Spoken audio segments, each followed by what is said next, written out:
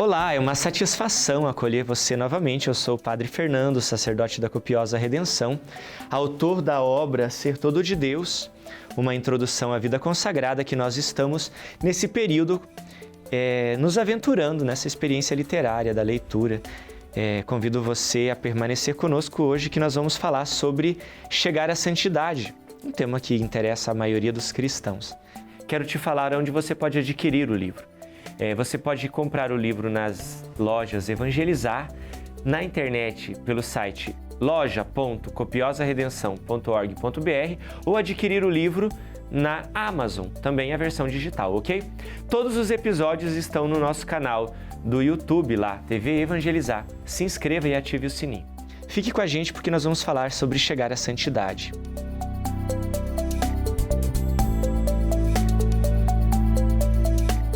Quero começar com uma citação. Não tenhas medo da santidade. Não te tirará forças nem vida, nem alegria. Muito pelo contrário, porque chegarás a ser o que o Pai pensou quando te criou e serás fiel ao teu próprio ser. É o Papa Francisco, na Gaudete et Exsultate, número 32. A vida religiosa tem sentido somente na vocação de toda a Igreja à santidade e como inauguração e presença da condição escatológica da mesma Igreja já nesta etapa terrena. Assim, a vida consagrada se insere na universal vocação à santidade da Igreja. Mais precisamente ao modo radical de viver e exprimir esta santidade. Guiado pelo Espírito de Santidade, quem se decide por unificar sua existência com aquela do amado de sua alma, vive uma existência transfigurada, a vocação à santidade, conforme Vita Consecrata, número 35. Ao ouvirem isso, os discípulos caíram por terra, muito assustados. Mateus 17,6. No episódio da Transfiguração, os sinóticos põem em evidência, embora com acentuações diferentes, a sensação de temor que se apodera dos discípulos. O fascínio do rosto da transfiguração do Cristo não os impede de se sentirem assustados diante da majestade divina que os ultrapassa. Sempre que o homem vislumbra a glória de Deus, faz também a experiência da sua pequenez, provocando nele uma sensação de medo. Este temor é salutar. Recorda ao homem a perfeição divina e, ao mesmo tempo, incita-o com um prometente apelo à santidade. Todos os filhos da Igreja, chamados pelo Pai a escutar Cristo, não podem deixar de sentir uma profunda exigência de conversão e de santidade. Mas esta exigência chama em causa, em primeiro lugar, a vida consagrada. Na verdade, a vocação recebida pelas pessoas consagradas para procurarem, acima de tudo, o reino de Deus é, antes de mais nada, um chamamento à conversão plena, renunciando a si próprias para viverem totalmente do Senhor, a fim de que Deus seja tudo em todos. Chamados a contemplar e a testemunhar o rosto transfigurado de Cristo, os consagrados são chamados também a uma existência transfigurada. Os santos e santas sempre foram fonte e origem de renovação nas circunstâncias mais difíceis, ao longo de toda a história da Igreja. E hoje, temos muita necessidade de religiosos santos. Devemos implorar continuamente a Deus esta graça de que a Igreja seja enriquecida com religiosos santos. A vida consagrada foi, através da história da Igreja, uma presença viva desta ação do Espírito, como um espaço privilegiado de amor absoluto a Deus e ao próximo, testemunho do projeto divino de fazer de toda a humanidade, dentro da civilização do amor, a grande família dos filhos de Deus. A Igreja sempre viu na profissão dos conselhos evangélicos um caminho privilegiado para a santidade. as próprias expressões com que é designada: escola do serviço do Senhor, escola de amor e santidade, caminho ou estado de perfeição, já manifestam quer a eficácia e a riqueza dos meios próprios dessa forma de vida evangélica, quer o especial empenho requerido àqueles que a abraçam. Não foi por acaso que, no decorrer dos séculos, tantos consagrados deixaram eloquentes testemunhos de santidade e realizaram façanhas de evangelização e de serviço, particularmente generosas e árduas. Quero falar com você agora sobre o religioso santo. O Concílio Vaticano II afirmou que todos na Igreja, abre aspas, seja que pertençam à hierarquia, seja que sejam retos por ela, são chamados à santidade. Segundo as palavras do apóstolo, sim, aquilo que Deus quer é a vossa santificação. A fonte da santidade é o próprio Deus, que doa a sua graça a todos aqueles que Ele chamou em Cristo. E, em força do sacramento do batismo, faz deles verdadeiramente filhos seus e coparticipantes da sua natureza divina. Por isso, verdadeiramente santos, como Deus é santo. Lumen Gentium 40.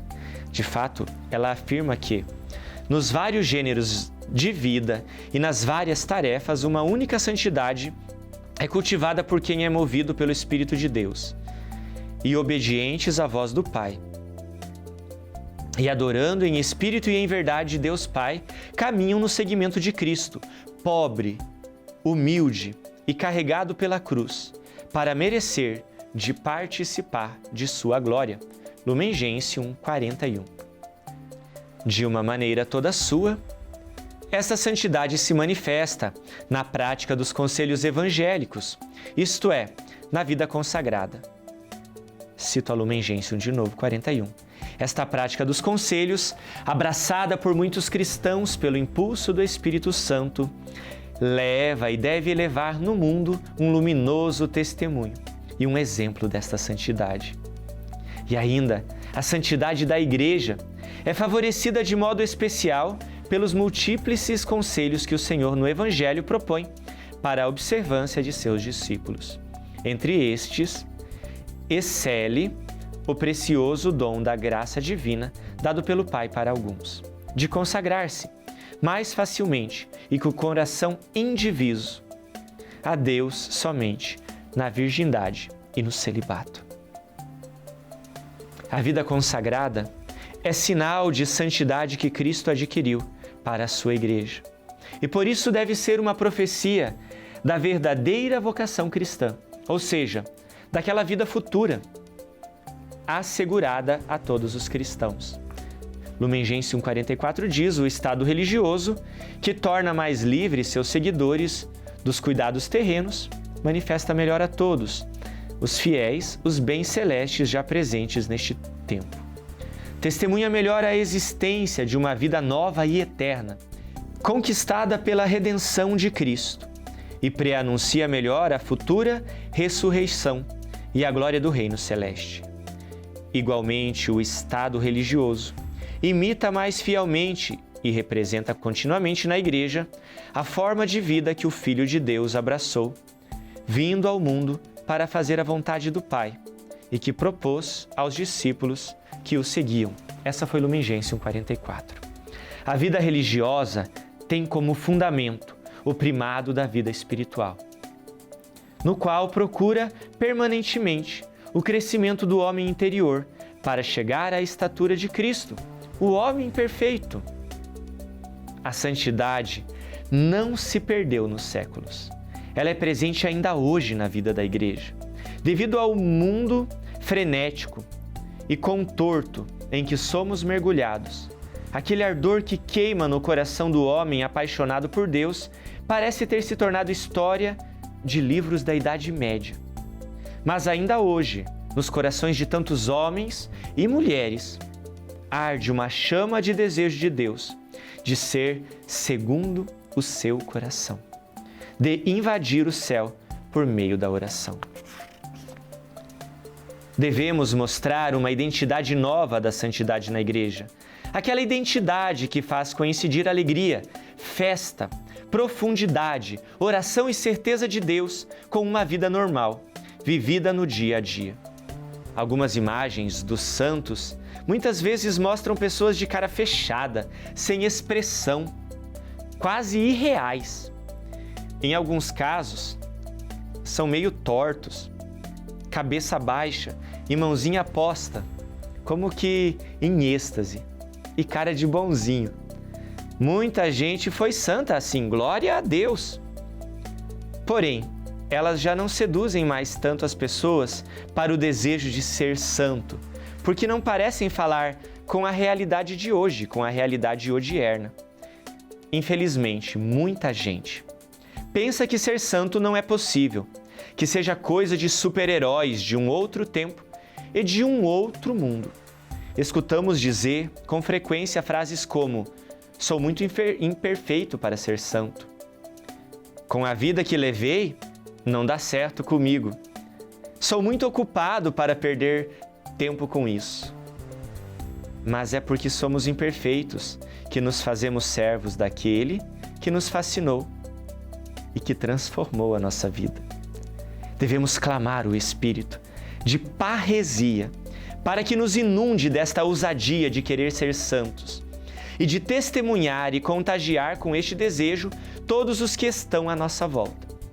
A novidade que nós somos chamados a viver no coração da igreja é exatamente esta: demonstrar que a nossa juventude tem sentido porque foi transfigurada por um amor sem volta.